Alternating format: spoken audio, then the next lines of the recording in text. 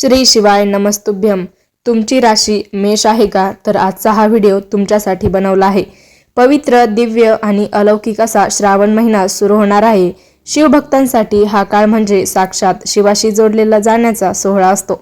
संपूर्ण वातावरण महादेवाच्या जयघोषाने आणि सकारात्मक ऊर्जेनं भरलेलं असतं। प्रत्येक जण महादेवाला प्रसन्न करण्यासाठी उपवास करत आहे, पूजा अर्चा करणार आहे। पण तुम्हाला माहिती आहे का, या श्रावण महिन्यात एका विशिष्ट राशीच्या जीवनात खूप मोठी उलथापालथ होणार आहे। मंडळी, शास्त्रानुसार या श्रावणात एका बाजूला महादेवाची अफाट कृपा बसण्याचे संकेत आहेत, तर दुसरीकडे एका छोट्याशा चुकीमुळे घरात भयानक दारिद्र्य आणि संकटाची मालिका सुरू होऊ शकते। होय, आज आपण संपूर्ण जगातील सर्वात ऊर्जेनं भरलेल्या राशीबद्दल बोलत आहोत, ती म्हणजे मेष राशी। मंडळी, जर तुमची राशी मेष असेल किंवा तुमच्या घरात कोणाची राशी मेष असेल तर हा व्हिडिओ तुमच्या आयुष्यातील सर्वात मोठा टर्निंग पॉइंट आहे। मंडळी, आपल्या घरात सुखासाठी, समृद्धीसाठी देवघर असतं। रोज सकाळी अत्यंत भक्तिभावानं तिथं दिवा लावतो, देवाचे नाव घेतो, पण नकळत, अगदी अनवधानाने आपल्या देवघरात अशा 3 वस्तू ठेवत असतो ज्या तुमच्या घरात अथांग गरिबी, मानसिक छळ, भयानक वास्तुदोष आणि पितृदोष निर्माण करत असतात। कदाचित तुम्ही विचार करत असाल की मी एवढी पूजा करतो किंवा करते, एवढे उपवास करते, तरीही माझ्या घरात पैशांची चणचण का आहे? घरात सतत चिडचिड का होते? प्रगती का थांबलीये? मंडळी, याचं उत्तर तुमच्या देवघरातच दडलंय।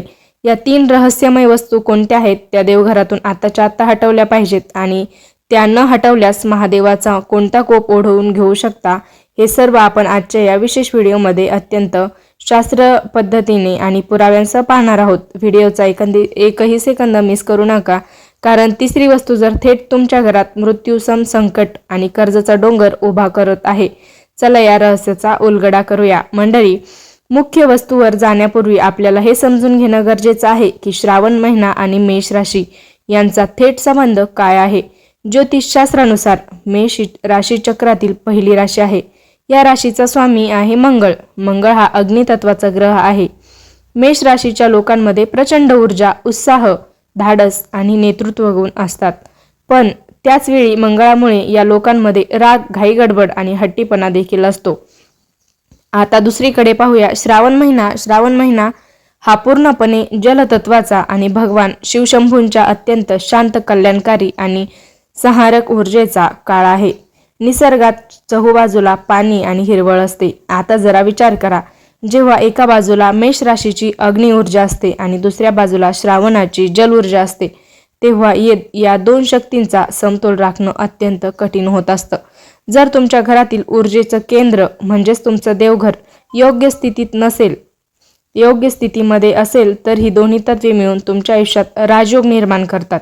तुम्हाला अचानक धनलाभ होतो, नोकरीत मोठी बढती मिळते। पण जर तुमच्या देवघराची ऊर्जा बिघडलेली असेल, तिथे वास्तुदोष असेल, तर हा अग्नी आणि पाण्याचा संयोग तुमच्या घरात भयानक स्फोट घडवून आणू शकतो। म्हणजेच घरात विनाकारण भांडणं सुरू होतात। मंडळी, साठवलेला पैसा औषधोपचारांवर खर्च होऊन जातो, गरिबीची साथ होते, जास्त गरिबी येते, नशिबाची साथ सुद्धा भेटत नाही। मंडळी, म्हणूनच मेष राशीच्या जातकांनी श्रावणात आपल्या देवघराची रचना कशी ठेवली पाहिजे यावर त्यांचे संपूर्ण वर्ष अवलंबून असतं। चला तर मग वेळ वाया न घालवता जाणून घ्या की नेमकं त्या धोकादायक वस्तू कोणत्या आहेत। मंडळी, आता अत्यंत लक्ष देऊन ऐका। तुमच्या देवघरात असलेली पहिली वस्तू जी तुमच्या प्रगतीला खीळ घालत आहे, ती म्हणजे खंडित किंवा तडे गेलेल्या मूर्ती, फाटलेले देवांचे फोटो आणि कित्येक दिवसांची सुकलेली फुले किंवा शिळे बेलपत्र। मंडळी, लक्ष देऊन ऐका, तुमच्या देवघरामध्ये या वस्तू आहेत का? खंडित किंवा तडे गेलेल्या मूर्ती, फाटलेले देवांचे फोटो आणि कित्येक दिवसांनी सुकलेली फुले किंवा बेलपत्र। मंडळी, तुम्ही म्हणाल, अहो यात काय मोठं रहस्य आहे, हे तर सामान्य आहे। पण नाही, मेष राशीसाठी याचे परिणाम इतर राशींपेक्षा 10 पट जास्त भयानक आहेत। अनेकदा आपल्याला देवघरातील एखादी मूर्त साफ करताना तिचा एखादा कोपरा निघतो किंवा फोटोची काच थोडी क्रॅक्स होते। आपण विचार करतो, देव तर देवच आहेत, थोडासा कोपरा निघाला म्हणून काय झालं, आणि आपण तशीच पूजा चालू ठेवतो। मंडळी, शास्त्र सांगतं की कोणत्याही खंडित मूर्तीमध्ये देवाचा वास राहत नाही, तर तिथे नकारात्मक ऊर्जा, ज्याला आपण अलक्ष्मी किंवा राहूकेतूची सावली म्हणतो, ती प्रवेश करते। मेष राशीचा स्वामी मंगळ हा अत्यंत शिस्तप्रिय ग्रह आहे। जेव्हा तुम्ही अशा खंडित मूर्तीची पूजा करता तेव्हा मंगळ ग्रह अत्यंत कोपित होतो. यामुळं तुमच्या कामात ऐनवेळी अडथळे येणं सुरू होतं. तुम्ही कराराच्या अगदी जवळ पोहोचता आणि काम रद्द होत जातं. यातच दुसरी गोष्ट येते ती म्हणजे सुकलेली फुले आणि शिळं बेलपत्र. मंडळी, श्रावणात आपण रोज महादेवाला बेलपत्र वाहतो, फुलांचे हार घालतो. अनेक घरांमध्ये काय होतं, आज वाहिलेलं बेलपत्र किंवा फुलं 2-2, 3-4 दिवस देवाच्या चरणापाशी तशीच सुकून पडलेली असतात. शास्त्रानुसार सुकलेले अवशेष हे मृत ऊर्जेचं प्रतीक आहे. मंडळी, श्रावण हा जिवंत ऊर्जेचा, नवनिर्माणाचा महिना आहे. जर मेष राशीच्या व्यक्तीच्या देवघरात सुकलेली फुले किंवा शिळं बेलपत्र असेल तर 24 तासापेक्षा जास्त काळ राहिलं तर त्या घरात राष्ट्राधिपती मंगळ दूषित होऊन घरातील सदस्यांचे विचार नकारात्मक बनवत असतात. घरात उदासीनता येते, डोकेदुखीचे आजार वाढतात आणि पैशांची आवक पूर्णपणे थांबत असते. जर तुम्ही मेष राशीचे असाल तर हा आजचा व्हिडिओ पाहिल्यानंतर लगेच उठून आपलं देवघर तपासा. कोणतीही मूर्ती किंवा फोटो खंडित असेल किंवा जुनी फुले असतील तर ती अत्यंत आदराने, सन्मानपूर्वक वाहत्या पाण्यात विसर्जित करा किंवा एखाद्या मोठ्या झाडाच्या मुळाशी मातीत दाबून टाका. त्यांना कचऱ्यात टाकू नका, नाहीतर दोष जास्त वाढेल. देवांचे फोटो जर तुटलेले फुटलेले असतील तर ते पाण्यामध्ये योग्य पद्धतीने विसर्जन करा. आता आपण वळूया त्या दुसऱ्या वस्तूकडे, ज्या वस्तूबद्दल ऐकून कदाचित तुम्हाला धक्का बसू शकतो. कारण आपल्या संस्कृतीमध्ये आपण या गोष्टीला खूप भावनिक दृष्टिकोनातून पाहत असतो, पण वास्तू आणि ज्योतिषशास्त्रानुसार ही एक खूप मोठी चूक मानली जाते. ती वस्तू म्हणजे आपल्या दिवंगत पूर्वजांचे फोटो देवघराच्या शेजारी किंवा देवघरामध्ये ठेवणे आणि एकाच देवाच्या अनेक मूर्ती असणं. मंडळी, नीट समजून घ्या, आपले आई वडील, आजी आजोबा जे आता या जगात नाहीत ते आपल्यासाठी पूजनीय आहेत, साक्षात देवासारखेच आहेत. त्यांच्याबद्दल आपल्या मनात आदर आहे. पण शास्त्रानुसार देव आणि पितृ या दोन वेगवेगळ्या ऊर्जा आहेत. देवांचे स्थान हे उच्च आध्यात्मिक आणि दैवी ऊर्जेचं असते, तर पितरांची ऊर्जा ही भावनिक आणि कर्मबंधनाशी जोडलेली असते. जेव्हा तुम्ही पूर्वजांचे फोटो थेट देवघरामध्ये देवाच्या मूर्तीच्या शेजारी किंवा मागे ठेवता तेव्हा तेथे ऊर्जेचा प्रचंड संघर्ष सुरू होतो. याला वास्तुशास्त्रात पितृदोष आणि देवदोष एकाच वेळी निर्माण होणं असं म्हणतात. मंडळी, मेष राशीच्या जातकांच्या घरात जर अशी मांडणी असेल तर त्यांच्या घरातील शांती पूर्णपणे नष्ट होते. पती पत्नीमध्ये विनाकारण वाद होतात. घरात भाऊ एकमेकांचे तोंड पाहायचं बंद करतात. पितरांचे फोटो नेहमी घराच्या दक्षिण भिंतीवर लावले पाहिजेत, देवघरात कधीही लावायचे नाहीयेत. याच मुद्द्यामध्ये दुसरी मोठी चूक म्हणजे एकाच देवाच्या 2-3 मूर्ती देवघरात असणं. अनेकदा आपण वेगवेगळ्या तीर्थक्षेत्रांना जातो, तिथून आपण काहीतरी भेट म्हणून गणपतीची, महादेवाची किंवा कृष्णांची मूर्ती घेऊन येतो आणि देवघरात ठेवतो. मंडळी, शास्त्रानुसार देवघरात एकाच देवतेची एकच मूर्ती असावी. जर एकापेक्षा जास्त मूर्ती असतील आणि त्या समोरासमोर किंवा अगदी लागून ठेवल्या असतील तर त्या घरात मानसिक तणाव वाढतो. मेष राशीच्या व्यक्तींना अचानक प्रचंड राग येणं, रक्तदाबाचा, ब्लड प्रेशर त्रास होणं ही या वास्तुदोषाची लक्षणे आहेत. म्हणजे तुम्ही जर पंढरपूरला गेला, तुम्ही विठ्ठल रुक्माईची मूर्ती घेऊन आलात आणि पहिली जर तुमच्या घरामध्ये एखादी विठ्ठल रुक्माईची मूर्ती असेल आणि तुम्ही जर त्या देवघरामध्ये शेजारी ठेवल्या तर ही गोष्ट चांगली नाहीये असं शास्त्रामध्ये सांगितलं आहे. त्यामुळे या श्रावणात आपले देवघर स्वच्छ करा. पूर्वजांचे फोटो दक्षिण भिंतीवर आदराने स्थलांतरित करा आणि एकाच देवाच्या अतिरिक्त एकच मूर्ती ठेवा. जास्त मूर्त्या ठेवू नका, तर त्या इतर खोलीत किंवा कपाटामध्ये सुरक्षित ठेवा. मंडळी, आता आपण व्हिडिओच्या त्या टप्प्यावर आलो आहोत जो तुमच्या घराची आर्थिक स्थिती पूर्णपणे बदलू शकते.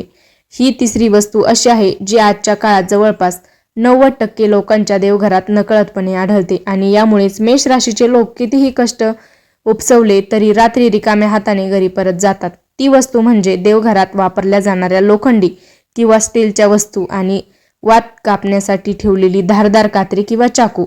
मंडळी, हे ऐकून तुम्हाला वाटेल आम्ही तर स्टीलच्या वाटीत कापूर जाळतो, स्टीलच्या ताटात नैवेद्य दाखवतो, यात काय चूक आहे? तर मंडळी, नीट ऐका. सनातन धर्मात आणि वास्तुशास्त्रात धातूंचे खूप मोठं महत्त्व सांगितलं आहे.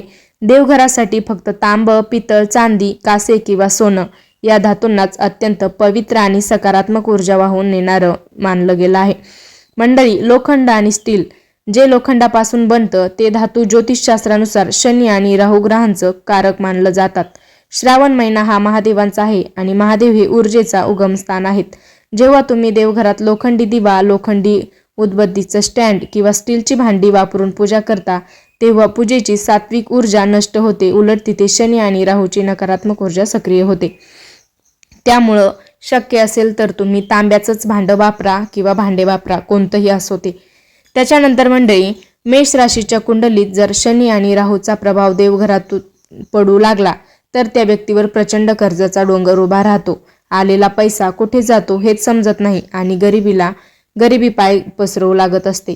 तसंच अनेक महिला देवघराच्या कप्प्यातच दिव्याची वात, कापसाच्या डब्या किंवा दोरा कापण्यासाठी छोटी कात्री किंवा चाकू ठेवून देतात. देवघरात कोणत्याही धारदार, हिंसक किंवा कापणाऱ्या वस्तू ठेवणं म्हणजेच साक्षात दुर्दैवाला आमंत्रण देणं आहे. यामुळे घरातील सदस्यांमध्ये कोर्ट कचेरीची कामं किंवा वाद उद्भवू शकतात. जर तुम्ही मेष राशीचे असाल तर आजच्या श्रावणात देवघरातील सर्व स्टील आणि लोखंडी वस्तू बाहेर काढा. कात्री किंवा चाकू बाजूला ठेवा आणि तिथे पितळ किंवा तांब्याची भांडी वापरायला सुरुवात करा. बदल तुम्हाला लगेच जाणवू लागेल. मंडळी, देवघरातून कोणत्या वस्तू काढायच्या हे तर आपण पाहिलं, पण या पवित्र श्रावण महिन्यात मेष राशीच्या लोकांनी महादेवाला प्रसन्न करण्यासाठी नक्की काय केलं पाहिजे, ज्यामुळे संपूर्ण वर्षभर त्यांच्या घरावर पैशांचा पाऊस पडन आणि संकटे दूर होतील. मंडळी, प्रत्येकाला अपेक्षा नसतेच की पैशांचा पाऊस पडावा, पण मंडळी, सगळ्यांना वाटत असतं की आपल्यावर जे दुःख आहे ते दूर व्हावं आणि सुख यावं. तर महादेवाची जर तुम्ही पूजा केली तर ही श्रावण महिन्यामध्ये अत्यंत पवित्र आणि याचं फळ कितीतरी पटीने, 1000 पटीने जास्त भेटत असतं. मंडळी, मेष राशीच्या जातकांसाठी एक अत्यंत सोपा पण अतिशय शक्तिशाली महाउपाय सांगते. श्रावणातील दररोज किंवा शक्य जर नसेल तर दर सोमवारी करा. एक तांब्याच्या कलशात शुद्ध जल घ्या. त्यात थोडं गंगाजल, अगदी 2 थेंब कच्चं दूध आणि थोडे काळे तीळ टाका. महादेवाच्या मंदिरातील शिवलिंगावर किंवा घरातील शिवलिंगावर ओम नमः शिवाय किंवा महामृत्युंजय मंत्राचा जप करत हळुवारपणे अभिषेक करा. मंडळी, अभिषेक झाल्यानंतर महादेवाला लाल रंगाचं चंदन किंवा लाल रंगाचं फूल, जास्वंद किंवा गुलाब अर्पण करा. लाल रंग हा मेष राशीचा भाग्यशाली रंग आहे आणि तो महादेवाला अर्पण केल्यानं तुमच्या कुंडलीतील मंगळदोष शांत होतो आणि राहू केतूचे वाईट प्रभाव नष्ट होतात. हा उपाय करून पहा, तुमचं नशीब सोन्यासारखं नक्कीच चमकेल. मंडळी, तर मेष राशीच्या माझ्या बांधवांनो, आजच तुमचं देवघर स्वच्छ करा आणि या 3 वस्तू बाहेर काढा. महादेवांची कृपा तुमच्यावर नक्की होईल. पण थांबा, पुढच्या व्हिडिओमध्ये आपण एका अशा राशीबद्दल बोलणार आहोत ज्या राशीला या श्रावण साक्षात कुबेर देव स्वतःच्या हाताने पैशांचा खजिना देणार आहे. मंडळी, ती भाग्यवान राशी तुमची तर नाही ना, हे जाणून घेण्यासाठी मयुरी पालवे चॅनलला नक्की सबस्क्राईब करा. तुमच्या जवळच्या मेष राशीच्या सर्व मित्रांना हा व्हिडिओ नक्की शेअर करा. घरातील तुमच्या परिवारातील कोणाची मेष राशी असेल तर त्यांनाही हा व्हिडिओ नक्की शेअर करा. भेटूया अशाच नवीन व्हिडिओमध्ये. तोपर्यंत धन्यवाद.